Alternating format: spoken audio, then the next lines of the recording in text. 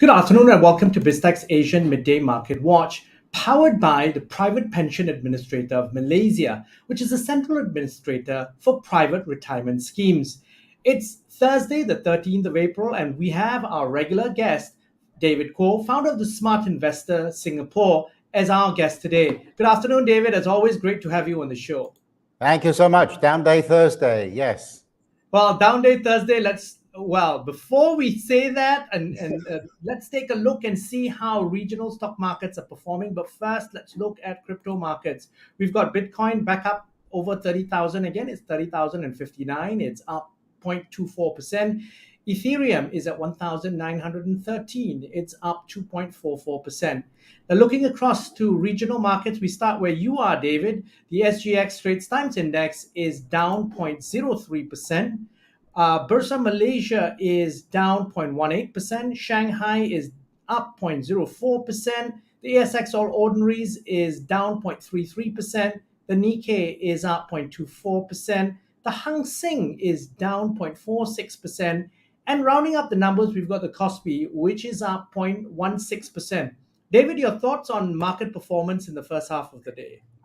Pretty much a down day. I think people are very confused at the moment, Brian, particularly after those inflation numbers came out from America. So what are we heading towards? More interest rate increases, recession, and of course, it's worrying a lot of people out there. What is quite interesting is that when I have a look at the Kuala Lumpur Composite Index, the KLCI, did you know that 3 of the 5 gainers in the KLCI are glove makers, Supermax, Hartalega, and Top Glove? And the question is why? Why are the 3 biggest risers? And they've actually been rising for quite a little while now. It's because COVID is back. Did you know that the number of cases of COVID is rising around the world at the moment? And I think this is a warning to everybody out there that if you get a chance to be vaccinated, you should be vaccinated. And just as an aside, my son got COVID a couple of weeks ago.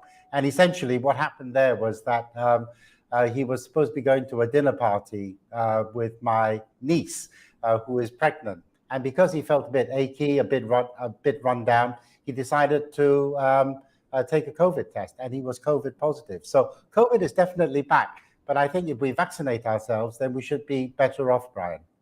Okay, so that's an interesting observation on the glove makers. And that's something for us to definitely keep an eye on. COVID rising, because yesterday our show, regular show guest for Wednesday, actually had to pull out because he has COVID. So There you go, Brian. Yeah, so that's why the glove makers are rising at the moment. I think people are sort of jumping in early because they think that, hey, I'm not saying we're going to get another epidemic or a pandemic or whatever, but what I am saying is that it is definitely out there and people need to take care. That's all I'm saying. Now, so the other thing that people are watching out for is when the Oracle of Omaha makes the next move. And his move is interesting. He's increasing his holdings on the Japanese Sogo Soshas, or the trading companies. Now, David, what are your thoughts on his latest move? He started, I think, first in 2020 when he invested in all 5 of them, and now he's up his stake again. Yeah, he certainly has upped his stake in these Sogo Soshas, which are really not too dissimilar to Kiritsus, which are just conglomerates. Over in Hong Kong, they call them Hongs. In Japan, in Korea, they call them chaebols. Essentially, I mean, they are just huge organizations, and they have very diversified interests. And this, I think, is what interests Warren Buffett, because he looks at these companies, he knows how to value them, and he also knows that these companies are probably trading at at quite attractive valuations right now. They also pay dividends. They generate a huge amount of cash, and they use this cash to go and buy back their shares when they think that the valuations are too cheap. So essentially, he just sees value over in Japan. I'm not saying that he sees value in all Japanese companies, but he certainly sees value in these Sogo Soshas.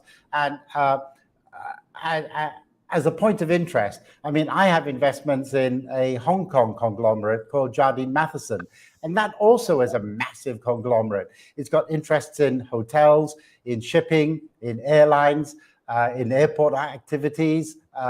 It's got Dairy Farm Holdings, which owns cold storage and Giant. It's got Hong Kong Land, which owns huge swathes of properties in the central region of Hong Kong. So essentially what he is saying is that he looks at companies, he knows how to value these SOGO showshas, which are very difficult to value, by the way, and he sees value there, and he says, well, why not up my stake in them? And he has been invested in them for a long time. By the way, Berkshire Hathaway is another conglomerate. It's got so many different moving parts, and he understands these businesses. As far as I'm concerned, I kind of understand Jardine Matheson, but some of my analysts say, we don't understand this company. It's far too complicated. Just leave it to one side. Now, on a different note, and was still in Japan, Softbank announced that it is basically selling 7.2 billion worth of Alibaba's shares. So is that a sign perhaps that SoftBank is losing faith in Alibaba, or is just a portfolio rebalancing? Because after all, SoftBank needs cash. They've lost a ton of money. Yeah, you hit the nail on the head with that final comment. He needs the cash. He needs $7 billion very badly. And that is why he's selling down his stake in Alibaba. And let's not forget also that Alibaba recently said it was going to split itself up into separate components in order to create value for shareholders. That's not the reason why it's breaking itself up. It was doing quite well, as a big conglomerate itself. It didn't need to break itself up. It was because the authorities said you had to break yourself up because you were getting too big for your own boots. And so therefore, first of all, they ousted Jack Ma. And in some respects, I mean, even Miyayoshi-san, he stepped down from the board also because I think he was beginning to see the writing on the wall that maybe, the company was becoming too big and the Communist Party in China was becoming a little too uncomfortable with Alibaba. And so they said they had to break itself up. So maybe he's already sort of nailed his colors to the mast. And he said, a breakup is not really a great idea and it's not going to create value for shareholders, despite what the company and what the party in China might say. And so he thinks, well, I might as well get my money out now. If I can get $7 billion, I'll go and put it somewhere else. And it's kind of rebalancing as far as he's concerned, Brian. Now, David, on that note, thank you very much for your insights. Thanks for coming on the show. You're welcome. Thank you.